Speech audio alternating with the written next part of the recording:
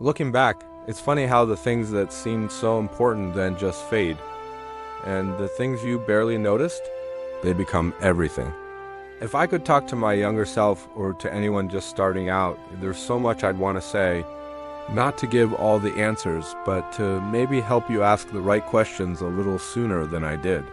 One of the biggest lessons is that learning never, ever stops. I used to think that once you finished school, got your degree, that was it.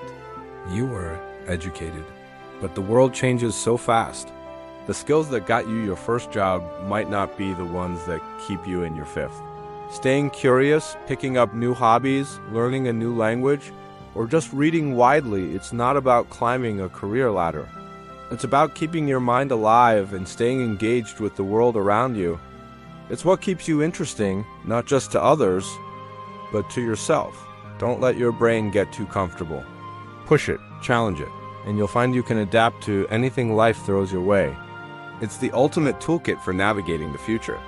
And while you're building that toolkit, don't forget to build your tribe. I'm talking about relationships. We get so caught up in work and goals and getting ahead that we sometimes treat people like they're secondary. But when you look back, you don't remember the spreadsheets or the meetings. You remember the laughter around a dinner table. You remember the friend who showed up without being asked when you were at your lowest. You remember the quiet comfort of someone who just understood. These connections are the real currency of life. They are what bring joy and meaning to the everyday. Nurture them. Make time. Call that friend. Visit your family. Be present when you're with the people you love. Strong relationships are the foundation of a happy life. They are the support system that holds you up when you feel like you can't stand on your own. And speaking of standing on your own, let's talk about health. When you're young, you feel invincible. You can run on a few hours of sleep, eat whatever you want, and bounce back from anything. It's easy to take your body for granted. But the choices you make in your 20s and 30s absolutely echo into your 50s, 60s, and beyond. I'm not saying you can't enjoy yourself, but I'm saying that prioritizing your health early on is one of the greatest gifts you can give your future self. It's not about being an athlete. It's about consistency. It's finding movement you enjoy so it doesn't feel like a chore. It's learning to cook a few simple, nutritious meals. It's getting enough sleep. These small daily habits compound over time, creating a foundation of well-being that allows you to fully enjoy all the other parts of your life for years to come. Your body is the only home you'll ever truly own. Take good care of it. Now, what do you do with all that energy and time? Pursue what sets your soul on fire, your passions. So many of us play it safe. We choose the practical path, the one that makes sense on paper. We listen to the voice of fear that says, "What if you fail? What will people think?" But I'll tell you a secret. At the end of the day, the only what if that will truly haunt you is, what if I had tried? Your passions are the threads that make your life's tapestry unique and vibrant.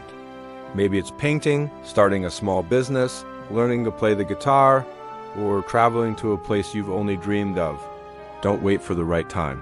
The right time is now. Even if you can only dedicate a few hours a week, start. Giving yourself permission to pursue what you love is an act of self-respect, and you'll find that the joy it brings spills over into every other area of your life.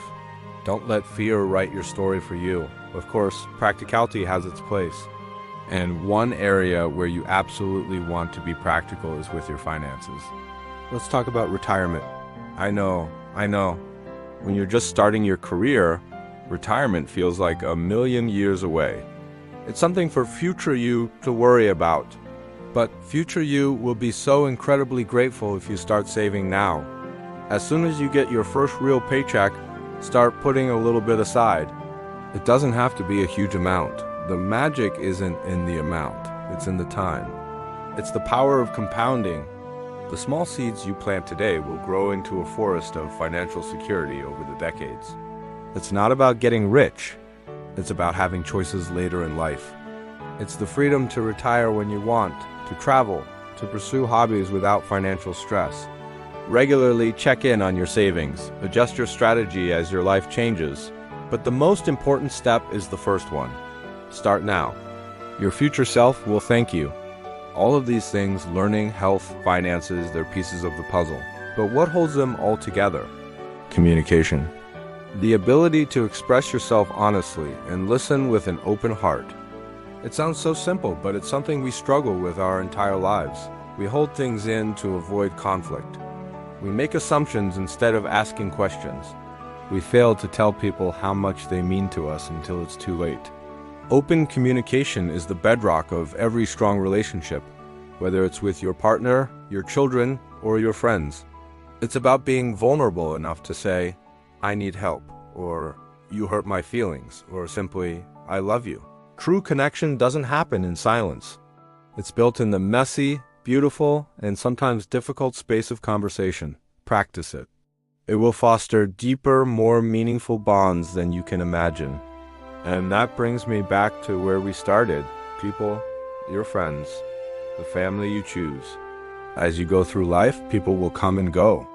But there will be a few who stick. The ones who have seen you at your worst and still think you're pretty great. These are your anchors. Life will get busy. Careers, marriages, kids, they all demand your time. It becomes easy to let those friendships drift. Don't let that happen. Make the effort. Schedule the call. Plan the trip. These friendships become even more precious as you get older. They are your history keepers, the ones who knew you when. They provide a kind of emotional support and shared joy that is simply irreplaceable. Cultivating those deep social connections is not a luxury. It's essential for your emotional well-being. So, what's the takeaway from all this? Live with intention. Be an active participant in your own life. Don't just let it happen to you. Keep learning, love your people hard, take care of your body, chase your passions, save a little money, and talk to each other. It's not about achieving a perfect life. There's no such thing. It's about building a life that feels authentic and full, one that you can look back on not with regret for what you didn't do, but with a sense of peace and gratitude for the journey you lived. Thanks for listening. If this resonated with you, I'd love it if you'd subscribe for more reflections. See you next time.